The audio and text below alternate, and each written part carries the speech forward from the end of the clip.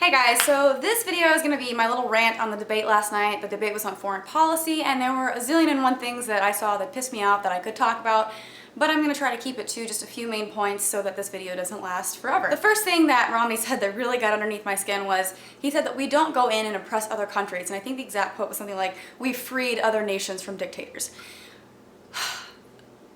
I laughed when he said that, but then after the initial shock of how retarded that was wore off, I started getting kind of pissed because I realized that he can get away with saying shit like that. Because the general public is unaware of American history. So, you know, no one knows that that's complete bullshit. And personally, I don't think that Romney actually believes that. There's no way he actually believes that. But he can get away with saying it because people don't know any better.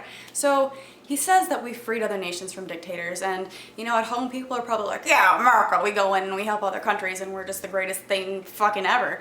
But they don't realize how much damage we've caused other countries. They have no idea how other countries view us and why they don't like us.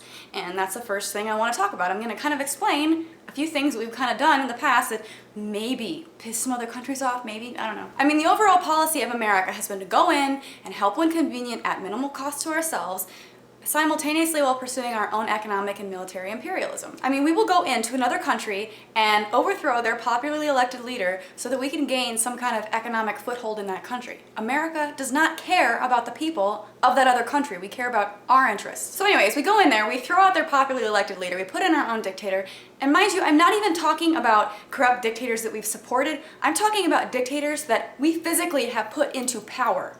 Remember, we're the ones who put Saddam Hussein into power. In Iran, we went in there and we overthrew their leader. We put in the evil Shah so that BP could go in there and exploit them for oil. In Iraq, we got rid of their previous administration and put in Saddam Hussein. Yes, that was us. Thank you very much.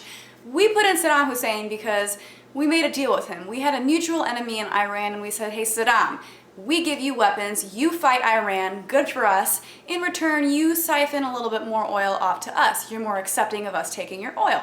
Good for us. But then over time, he started to realize how we were economically exploiting his country and our relationship with him gradually declined. We started getting less and less oil from him, which obviously pissed us the fuck off. Alan Greenspan even wrote in his book that if you do not believe the Iraq war is over oil, you're an idiot. Another example would be the United Fruit Company in Guatemala. We threw out their leader, put our company in there and tried to take over. I mean, there's countless examples. I'm not gonna go into all of them because, like I said, I'd be here all day, but we economically exploit tons and tons of countries. I mean, yes, America gets stronger, but our international reputation falters, and everyone sits around wondering why other countries hate us. Look at our history. We economically exploit other countries, we remove their popularly elected leader, we put in a ruthless, brutal dictator in their place that's more favorable to us, and then Romney goes on the debate and talks about how we free countries from dictators. It's total fucking bullshit.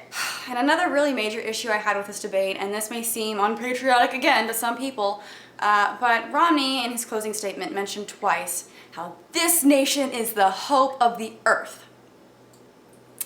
That is really strong Republican rhetoric, even for Republicans, which is saying something. How hard is it to understand that you're pissing on other countries when you say shit like that? I mean, you can say that sometimes America needs to take a leadership role. I mean, that's fine. But to say that we're the hope of the fucking earth? Are you kidding me? How much more arrogant, pretentious? I mean, it's just so full of yourself. It's a ridiculous, unnecessary statement. One thing that Americans seem to never do is put themselves in somebody else's shoes. I mean, imagine, even if you were from Canada and you heard that shit, would you be like, oh yeah, you know, the United States are the hope of the earth, we're just everyone else, you know, just that's not important. No, you wouldn't have that reaction. I mean, it's starting to remind me of like a bully on a blacktop and he's, you know, pushing everyone around and he's big and strong and, you know, fuck you guys, but like, eventually, all the other people are gonna get together and beat the fucking shit out of that bully and put him in his place. You can't be like that forever. It's eventually gonna come around and bite you in the ass. And this kind of leads me into another point that I wanna make about our military-industrial complex, which Romney is pretty much having butt sex with on stage because he keeps talking about how he's gonna support the military-industrial complex and how he doesn't want to cut funding from them. In fact, he wants to spend more on military affairs. Now, I'm not saying to cut everything out of the budget. I mean, veterans are coming back and they need money, and that's obvious. I fully support that, but what Romney is calling for goes way beyond that, especially when you take into consideration that we already spend more than the top 10 or even 12 countries combined on our military. It is ridiculous and is not unpatriotic to point that shit out. It's unpatriotic to live in a pretend land where we don't piss anybody else off. It's patriotic to be realistic and do what's right for the country, and what's right for the country is not spending more on our fucking military. And this brings me back again to the bully on the blacktop example. We only piss on other countries for so long. I mean, we're cocky and we're ignorant, and that's just a fatal combination. Now, I already know what people are gonna say. They're gonna bring up all the good things that the United States done. They're gonna bring up Libya. They're gonna bring up the satellite nations under Soviet control during the Cold War. They're gonna bring up how South Korea wouldn't be a republic right now. But to think that that is our overall policy is really stupid. And yes, we've given humanitarian aid to other countries, but that makes up less than 1% of our budget. Now, I'm kind of getting away from the main point that I wanted to make, which is, yes, America is a strong country. Yes, we're in a position of power, but we sit around and gloat about it, completely ignoring how we got to that point. And it's really scary, and it's hard for me to convey through this video the gravity and ridiculousness of the situation all in one. I mean, even if you look at Texas, for example, somehow the majority of our textbook publishing comes from Texas. They want to change the word imperialism to expansionism.